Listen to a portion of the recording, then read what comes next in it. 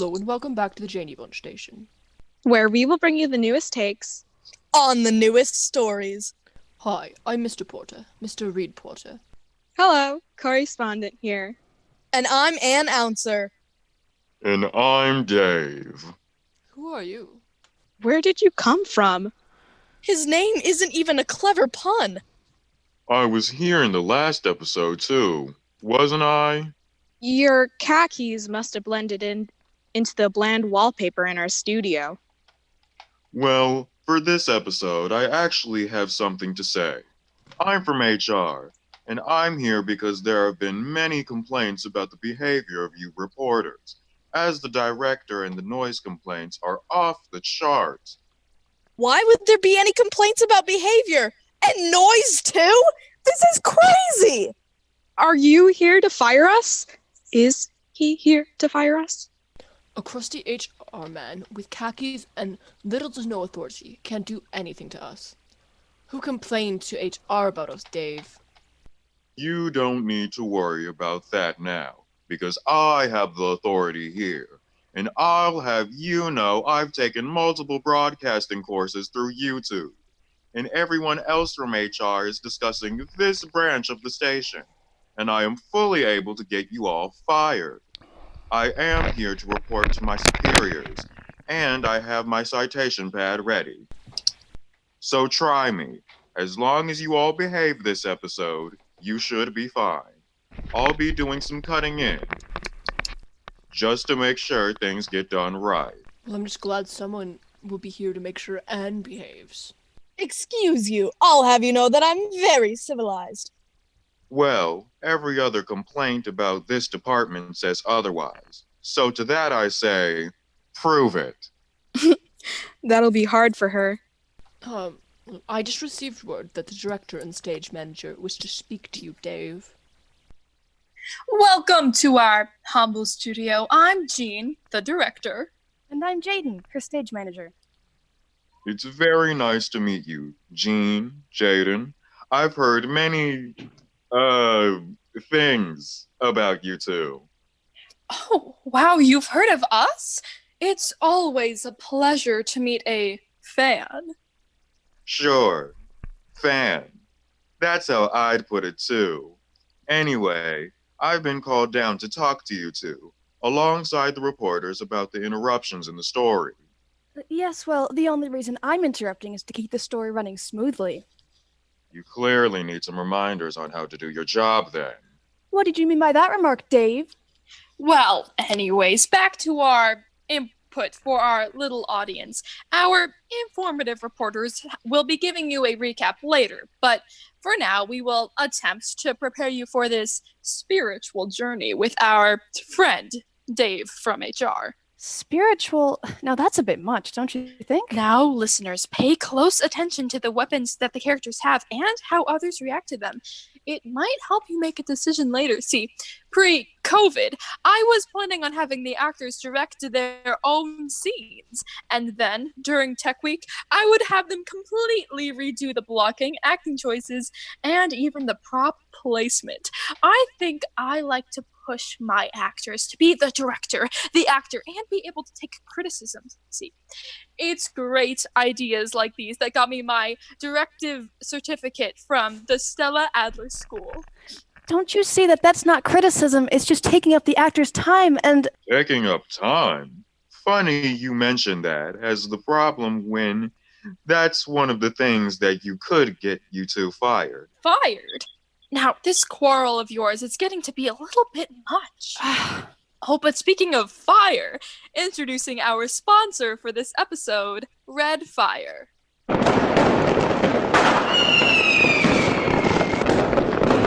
Ah, yes, what a remarkable sound. The sound of the 4th of July, New Year's Eve, Chinese New Year, assorted birthday parties, no longer a felon party, gender reveal parties, funerals, the last day of school, the last 15 minutes that Disney parks are open, your step-grandparents' barbecue, divorces, my neighbors at 1 a.m. on a school night. My manager says I'm getting a little off track here. My bad. Ladies and gentlemen, roll on up to see the newest and greatest firework ever created. The red fire is the brightest, the loudest, the most fantastic of all fireworks. It shoots nearly 350 feet into the air, higher than any other firework to date. You'll be the talk of the neighborhood, no, the city, with this new rocket. Have an annoying neighbor that uses the 4th of July as an excuse to show off his firepower? Well, put his display to shame with a single red fire. Available at your local Sycamore Skydale store for $53.29.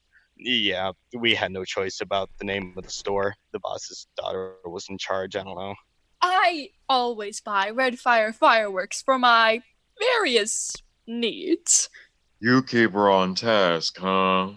I certainly try to. I just do my job the best that I can, Dave. I would like to remind our patronage to pay attention in episode 3. The actors will start implementing the dialogue corresponding with who the murderer is. And that is the episode where you can vote on who the murderer should be. Now, let us and our reporters take you back into the story by setting the mood. To summarize, here's a quick recap of what happened in our last episode. We are in the Starkweather mansion, and Mr. Starkweather has just informed his heirs of his plans to clone himself. This means that the Starkweather heirs will only get $50,000, which sounds like a lot, but keep in mind that it's out of 50 billion. Now that gives a lot of people a motive for murder! Getting a little loud. Now that gives a lot of people a motive for murder. Good save, Anne.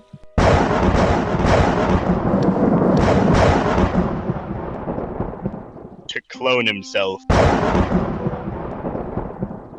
Do you remember what I told you when you first came to work here? Yes, ma'am. Do what you're told and don't ask questions. I'm not even sure who I am anymore! I wish he were dead. Would anyone care for a game of bridge?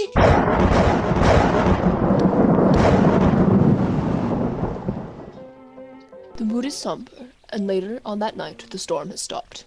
Moonlight pours out of the French doors, and the fire is burnt down to its coals. Jordan enters down one of the descending staircases and heads towards the kitchen, where Nancy is. He comes down all creepy-like a creeper. You better stop that or I'll... Well, I do agree with you that he is creepy when hitting on women. Let's begin. Nancy, a penny for your thoughts. That's all I can afford to pay now. Mr. Starkweather! It's Jordan, remember? At least when Minerva, the dragon lady, isn't around. I thought everyone had gone to bed. I was going to turn in, but I got an urge for a midnight snack. I'll fix you something. Never mind. What are you doing up? Mrs. Trent sent me in here to make sure the fire screen was properly closed, so no sparks pop out onto the rug. And burn Starkweather Mansion to the ground? Well, maybe that wouldn't be such a bad idea. You shouldn't talk like that. You know Mr. Starkweather is an invalid. How could he? You read my mind. Jordan! Aha, got you to call me by my first name. You mustn't even suggest such a thing. It's wicked! And why should that surprise you? Everyone knows I'm the black sheep in the family. If it happened tonight, you'd have $1 million, and I'd have billions. Think of the good times we could have together. At this point, it gets a little, PG-13. They kiss. That's all they do. They kiss passionately. Do I need to intervene? Guys, let's just keep moving. They kiss. Continue. Don't. It's a tempting thought, admit it. It's not. It's a horrible idea. Which part? Getting the money? Or you and me together? The part about the money. Then what about us? Nancy, I thought you were going to help me with the dishes. I'm just checking the French doors, Minerva, to make sure they're locked. I see. And what are you doing in here, Jordan? I came down for a snack when I saw Nancy. I stopped for a little chat. That appetite of yours is going to get you in trouble one of these days. Minerva, what are you doing with that knife? Mincing onions. At midnight? I can't stand to have anyone see me cry. I thought I heard someone in here, and I came in to check. If you're hungry, come with me. I'll find you something. Yes, Minerva. Anything you say, Minerva. Nancy, finish checking and then come give me a hand. Yes, ma'am. Come on, Jordan. After Minerva drags Jordan by the ear, with Nancy following, Rufus enters from outside with an axe. Perhaps to kill. Oh. Rufus, I thought I heard someone come in. It was just me. So I see. Good grief, man. What are you doing with that axe? It's like this. I remembered chopping wood for the fire this afternoon, before it started raining. But I didn't put the axe back in the shed. I forgot. I've been dismembering things a lot lately. When it come to me, where I left it, I figured I better bring it inside and dry it off, so it don't rust. That's fine, but why bring it into the living room? Besides, how many times do I have to tell you to use the back door? As many as you want. I ain't counting. Ugh, I swear, Rufus, you'll be the death of me yet. Go on into the kitchen and have Mrs. Trent give you a towel. I ain't wet. It quit raining. I know that. To dry the axe. Oh, right. Back door. If that man had a brain, he'd be dangerous. I heard that. As Bensonhurst leaves towards the foyer, trying to compose himself, Coffee descends down the stairs and opens the French doors. But someone creeps up behind her. Jordan enters. No need to make it creepy, even though it is. Kathy, a penny for your thoughts. Oh, Jordan, I just came down for a breath of fresh air. What are you doing up this late? Munchies. Want a cookie? No thanks. So, did you or Miss Van Zandt finish the new will? Yes. It's all ready except for Mr. Starkweather's signature. I see you've calmed down. I wouldn't blame you if you hated me. Oh, why should I hate you? I'd make the same deal if I were in your shoes. Uh-oh, Nancy walked in. Instead of going to the conversation, she hides and listens. As she hides, she grabs the fire poker, which was by the fireplace.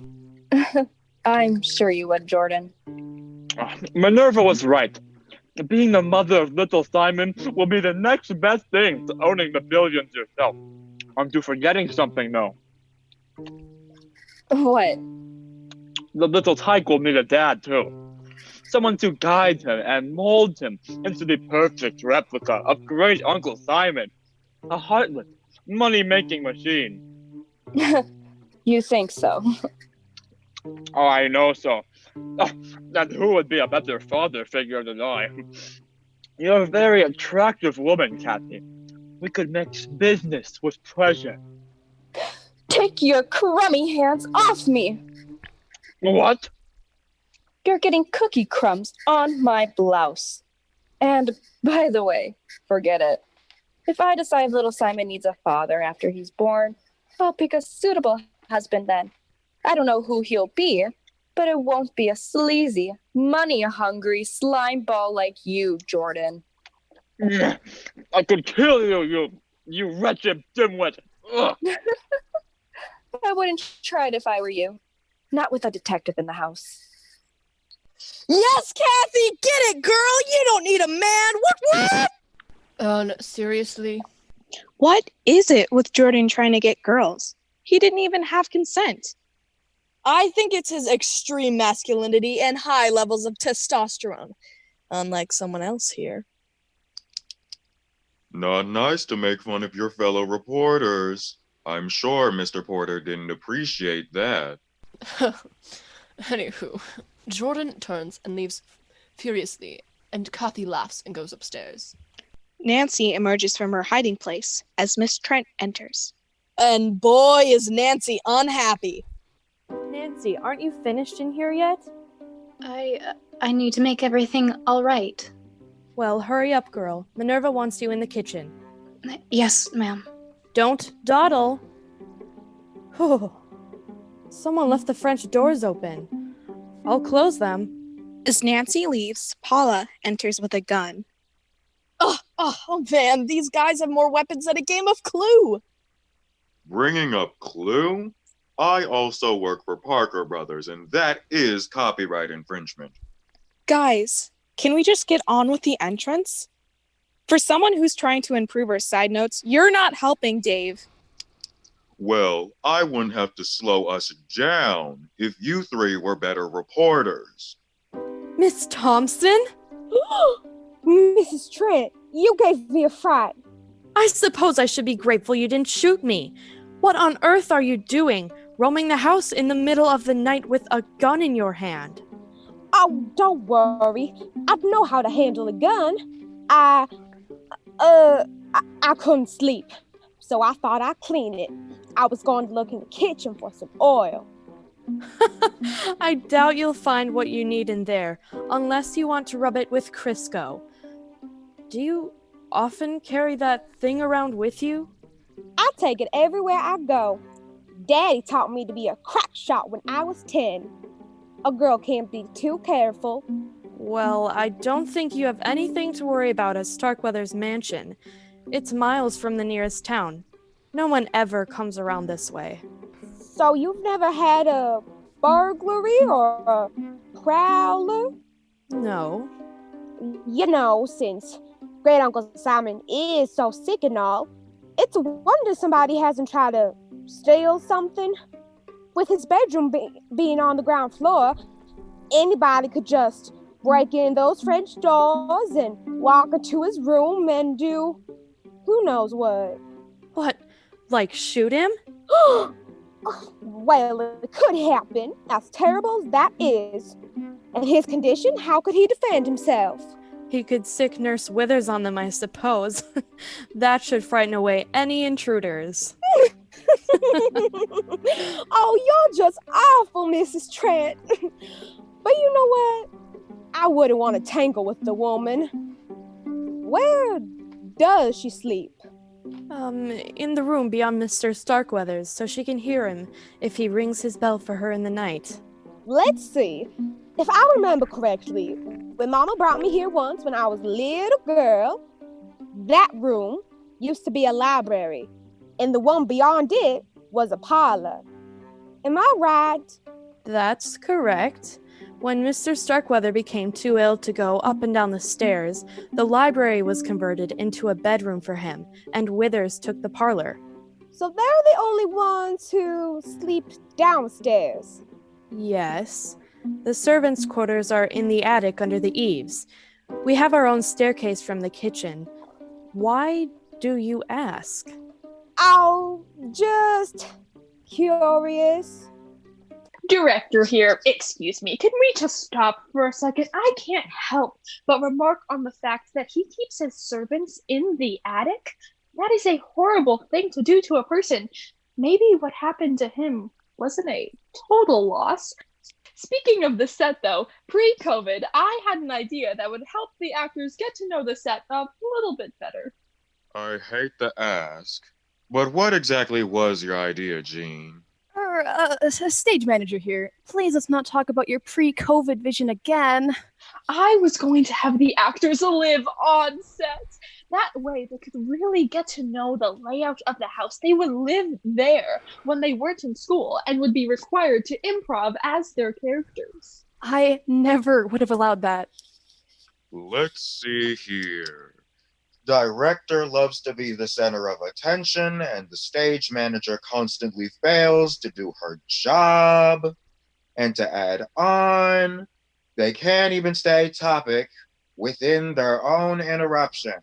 Oh, Dave, I don't choose to be the center of attention. People just adore me. What else is in that notebook, Dave? Oh, it shouldn't concern you, other than the fact that my notes could cost you your job. This is the second time that you've threatened my stage manager's job, and frankly, you can't fire her. You may have the power to fire the reporters, but she doesn't work for you. I'm going to have to ask you to communicate with us professionally. Aw, Jean, you're finally standing up for me. Oh, of course. If I don't have my stage manager, who would I tell my brilliant ideas to? Oh, like this one where the actors switch between characters to keep up the energy. And Okay, we're gonna continue the show now, right, Jean? yes, of course, Jaden. I want you to know if you interrupt us again, you can play Miss Trent yourself, Jean. Sorry, it won't happen again. That was great, Jessica. I wish I had your nerve. Where are we? Let's see. So you're curious about the layout of the house, are you? Oh, yeah. I was just curious. Well, you know what they say. Curiosity killed the cat. Yes, well, if you'll excuse me. Wouldn't it be ironic if someone did break in tonight, of all nights, and... She lets her sentence trail off and looks down at the sofa to a throw pillow, picks it up and turns towards the door. Huzzah! She's looking towards the door because she's thinking of murder! I thought the storm ended at the beginning of this scene. Stop pressing the buttons and interrupting me. I was going to say, Mrs. Trent then replaces the pillow and exits. Oh, man. Using equipment that isn't yours to use. Fiona enters carrying a bottle of pills. She creeps down the stairs carefully, as if preparing. And it's her medication. Next, Bensonhurst enters. Carrying a wrench. Maybe he... And I'm sure he has a perfectly reasonable explanation for carrying that. Precisely. Mrs. Starkweather. Oh! Bensonhurst! You nearly frightened me to death. My apologies. Might I ask what kind of pills you've got just strewn about the room? Digitalis for my heart. I have a heart condition. Maybe I should take 2. Digitalis. Doesn't that speed up one's heart rate? Oh, yes. My little heart is just pumping away. Perhaps a single dosage would be sufficient. I assume an overdose could be fatal. Extremely fatal. Or am I being redundant? I suppose fatal is fatal, just like dead is dead. Don't you agree? Completely. One cannot be deader than someone else. Dead longer, perhaps, but that is the only comparison for that word that comes to mind. Might I inquire why you've brought the medication into the living room? Why? That's a very good question. Why did I bring them down here? Oh, I remember. I was going to show them to Miss Withers and see if she might be able to get me some free samples with her medical connections, you know. But it looks as if your bottle was full already. Yes, it was, but it never hurts to plan ahead. I had better pick them up. Allow me to assist you. Bensonhurst, can I ask you something? Be my guest. Why are you carrying a wrench? A wrench? Well, you see, I happen to remember Miss Withers mentioned she thought the valve on the gas heater in Mr. Starkweather's bedroom was, a little loose. I thought I would give it an extra turn or 2. Oh, how mechanical of you. We wouldn't want any of that gas to escape into his room, would we? Naturally not. But, first things first. Shall we?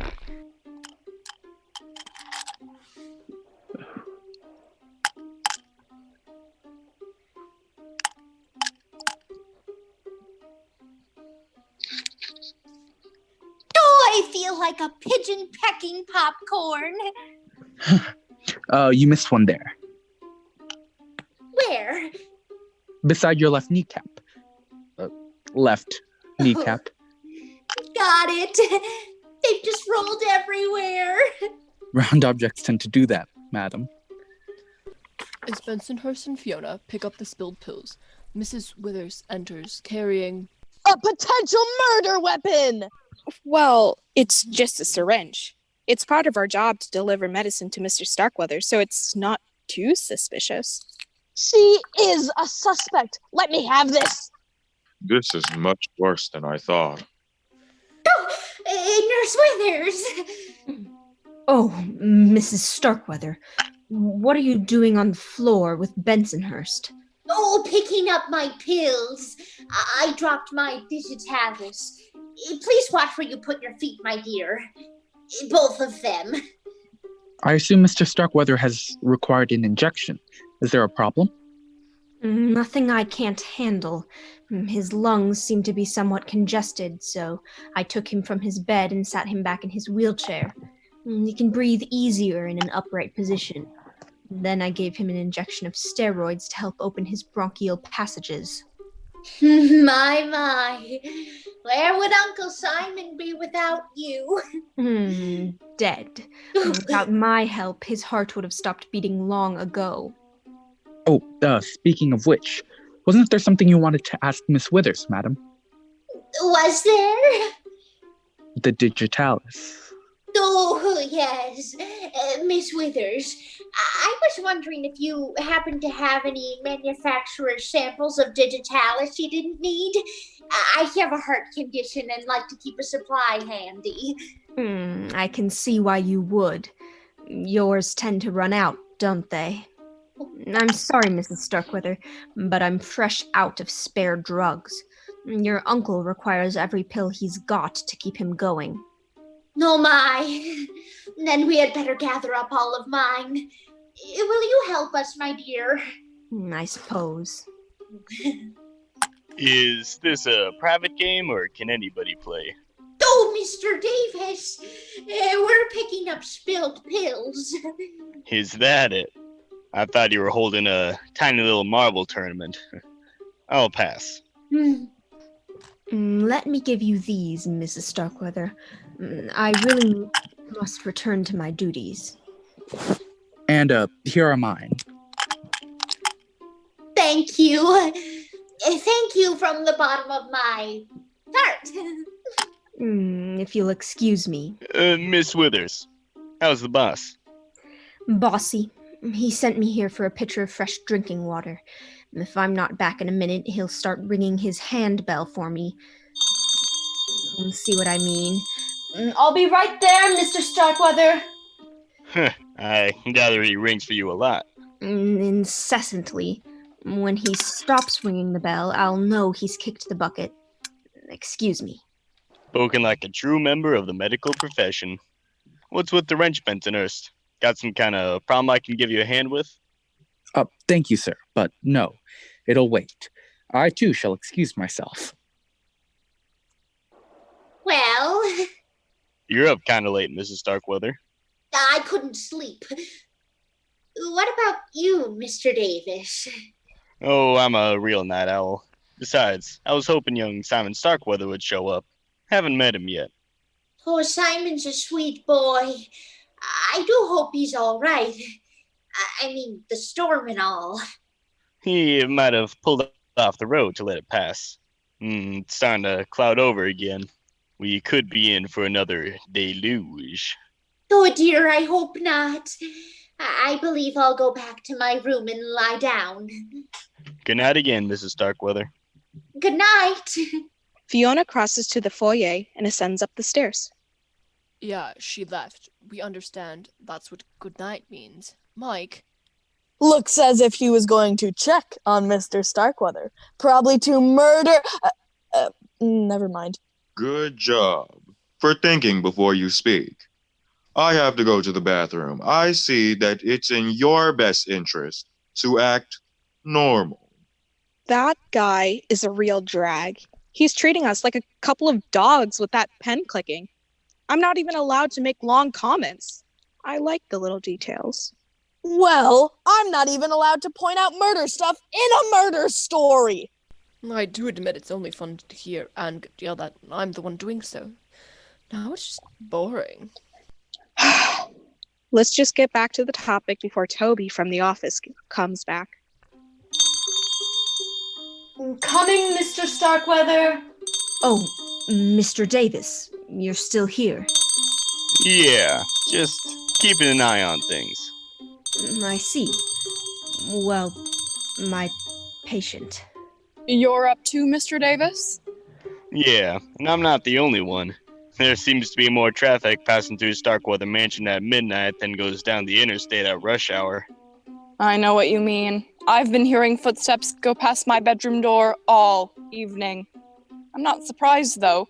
We could have guessed that Mr. Starkweather's announcement would give his heirs a sleepless night or two. Between us, Miss Van Zandt, this cloning business, how do you feel about it? I'm a lawyer, Mr. Davis. I'm paid to think, not feel. Can Mr. Starkweather be cloned? Definitely. There's no question the technology exists. Should he be cloned? Let's just say I wouldn't want to be the first to challenge nature by creating another Lois Van Zandt. Me too. I'm a simple guy. I've got enough to deal with in one lifetime. The sooner we get this iron over with and I can get back to the real world, the better. The new will is finished. Mr. Starkweather can sign it first thing in the morning. The old boy's still awake. That nurse was in here a minute ago. I heard him ringing his bell for her. In that case, there's no reason he can't sign it now. That's what I'm thinking. The people in this house are as tense as a bunch of long-tailed cats in a room full of rocking chairs. I know I'll feel better once the boss's plan is a done deal. I'll go up to my room and get the will. Why don't you let Mr. Starkweather know? What happened to the lights? The circuit breaker must have tripped. But the storm passed hours ago. I know. I don't like this. I don't like this at all.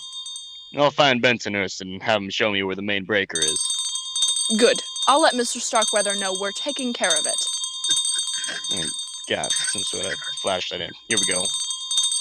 Tools of the trade.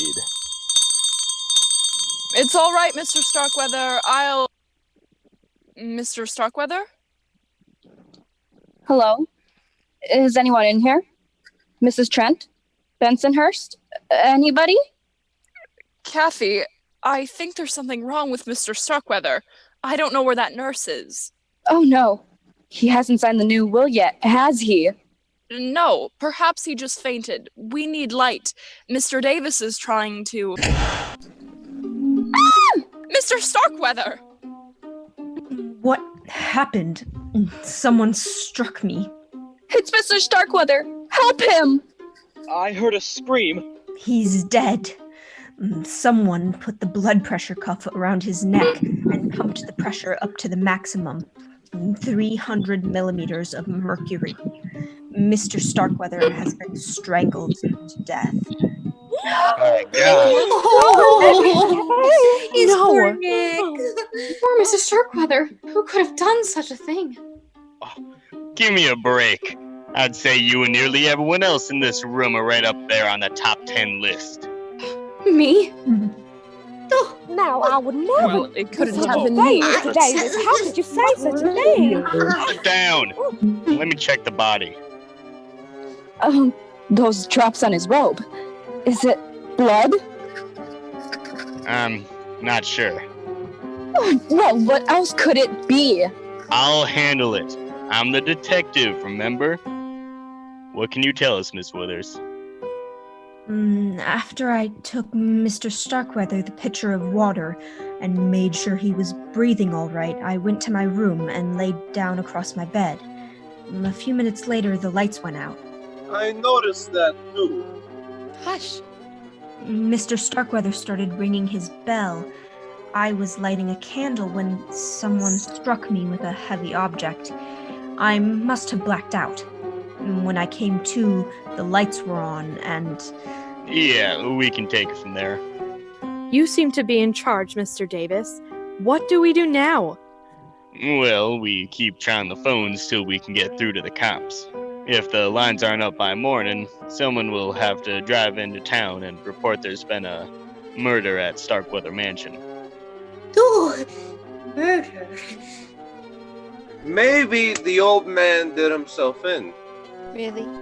Oh, maybe not. young Mr. Simon, you made it. And boy, do we have a surprise for you.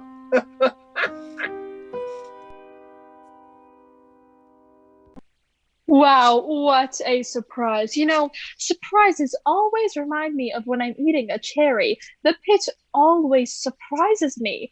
Oh, and speaking of cherries, introducing our last sponsor for this episode, the Cherry Orchard Bakery. Welcome to the Cherry Orchard Bakery. We provide a number of amazing cherry-based delicacies from all over the world.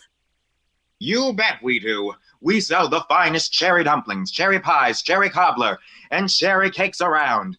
Name a dessert, and I guarantee we can, will, and most likely have cherrified it to your heart's content. Cherries have been proven to be one of the most healthy and all-around best fruits in the world.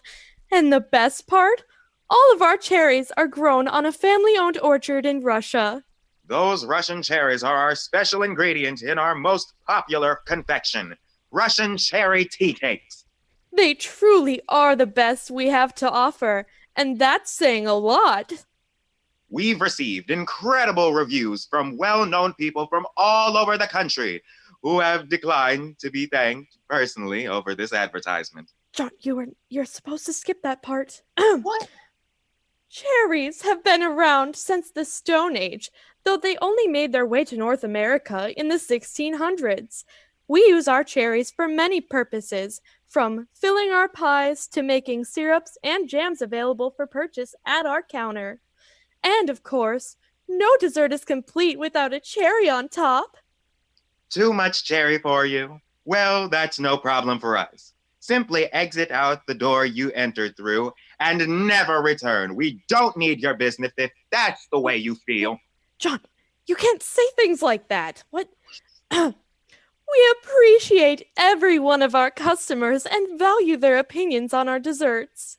If they don't appreciate us and the work our bakery does to produce these delectable cherry-based cakes and cookies and pies and... If you're looking for the best cherry dessert you've ever had in your life, come right in to any one of our 14 different locations all over the United States.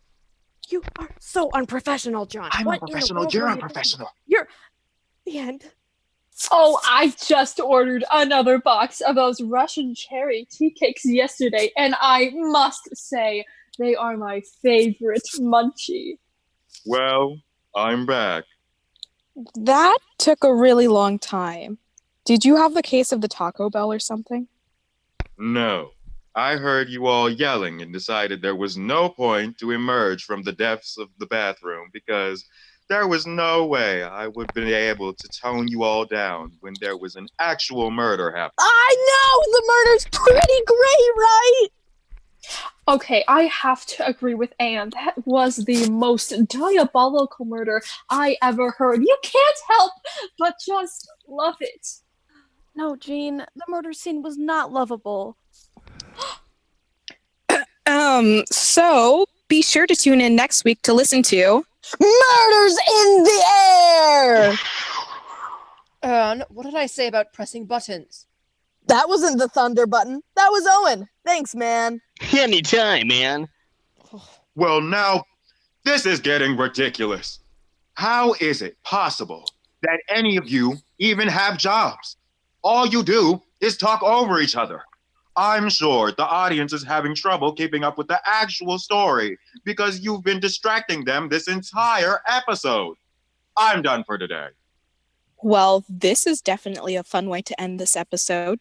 Thank you for joining us on the Janie Bunch Radio. Good riddance.